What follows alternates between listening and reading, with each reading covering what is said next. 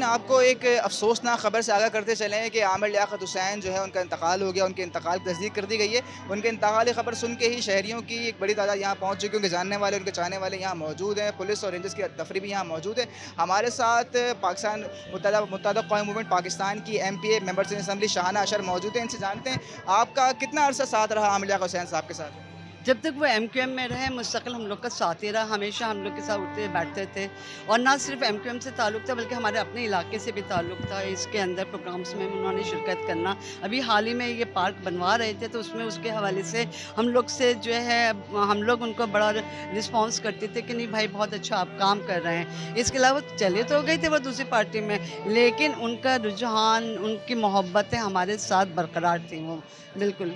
आपने जब आपको ये खबर मिली, इत्तला मिली उनके इंतकाल की, तो आपके जज्बात क्या थे उस वक्त? थोड़ी देर तक तो हम बिल्कुल सख्ती में आके कि ये हुआ क्या, क्योंकि वो ऐसी शख्सियत थी उनका कोई ये कह नहीं सकता। ये तो मालूम था कि वो डिप्रेशन का शिकार हैं, लेकिन ये नहीं मालूम था कि ये वाक़या पेश आ जाएगा। ये दिल हिलाने वाला वाक़या है जो कि मतलब काफ़ी अरसे तक आवाम जो है ना भूल नहीं पाएगी। आवाम भूल नहीं पाएगी। MPA मंगला शर्मा हमारे साथ मौजूद हैं, इनसे जानते हैं। मंगला साहिबा, पहले तो आप बताएं कि काफ़ी अफसोसनाक खबर है, कितना अरसा आपका उनके साथ रहा? कब से ताल्लुक़ था आमिर लियाकत साहब के साथ आपका? कि वो हमारी जब पार्टी में थे तब उनसे तकरीबन रोज़ाना की बुनियाद पे मुलाकातें होती थी। फिर उनके फादर की जब डेथ हो गई तो फिर भी हमारी पार्टी का एक तरीका है कि जो भी कारकुन के साथ कोई भी वाक़या वो खड़ी रहती है साथ। तो हम लोग 3 दिन तक उनके वालिद के इंतकाल के वक्त हमारी पार्टी के तौर पर हम साथ होते थे।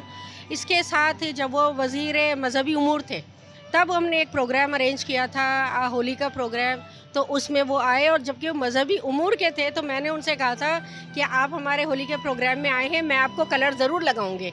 तो उन्होंने कहा नहीं बिल्कुल ठीक है आप लगाइए।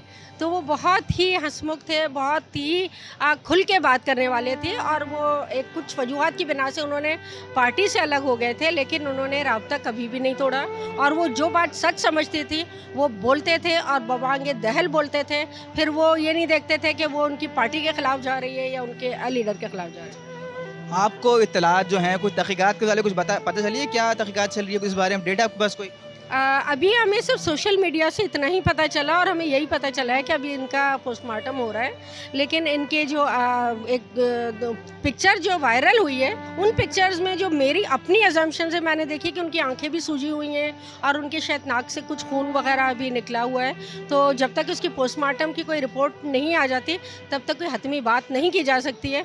लेकिन रिपोर्ट शफाफ आनी चाहिए, इंक्वायरी होनी चाहिए। आपकी आला हुकाम से किसी से बात, क्योंकि आप तो MPA हैं, आपकी किसी से बात हुई हो पुलिस के आला हुकाम से या किसी रेंजर से, कहीं किसी से बात हुई आपकी हुई है अभी तक? जी हमने बात की, हमारी पार्टी के लोगों ने भी बात की है।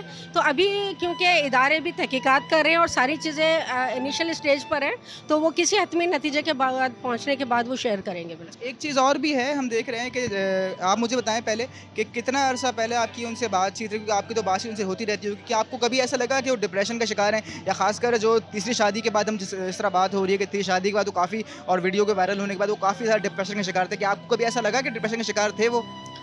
मेरी उनसे जब दूसरी ये शादी उसके बाद कोई मुलाकात नहीं हुई है, क्योंकि वो एक अलग PTI में थे और हम यहाँ पर होते हैं। लेकिन मेरी उनसे तकरीबन 7-8 महीने पहले एक मरतबा गवर्नर हाउस में मुलाकात हुई थी, तब हमने उनके चेहरे पर कोई ऐसी बात नहीं देखी।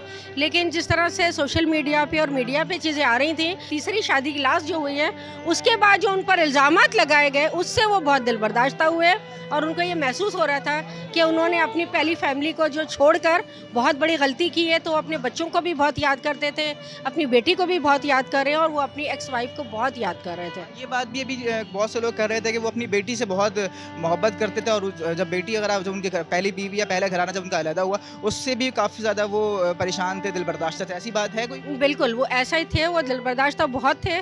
लेकिन उसके बाद जब इनकी तीसरी बीवी ने फिर खुला के लिए जब डाल दिया तो वो इनको वो शायद बहुत ज़्यादा उनको दुख हुआ था। तो क्या आपको लगता है कि एक असम्पशन है खुदकुशी की, क्या वो ऐसा कोई जिंदा दिल आदमी थे कि खुदकुशी कर सकते थे या नहीं? जितना मैं आमिर लियाकत को जानती हूँ वो खुदकुशी करने वाले नहीं थे। वो मुकाबला करते थे, बोलते थे, जो बात इनके दिल में होती थी बोल देते थे, लेकिन खुदकुशी करने वाले नहीं थे। अगर ऐसी कोई बात आई तो कम से कम हमारा जहन इस चीज़ को एक्सेप्ट नहीं करेगा। लेकिन इंशाल्लाह यही मुतालबा होगा और हम इसको परसू भी करेंगे कि इनके जो भी तहकीकात मौत की वजूहात हैं वो सामने लाई जाए।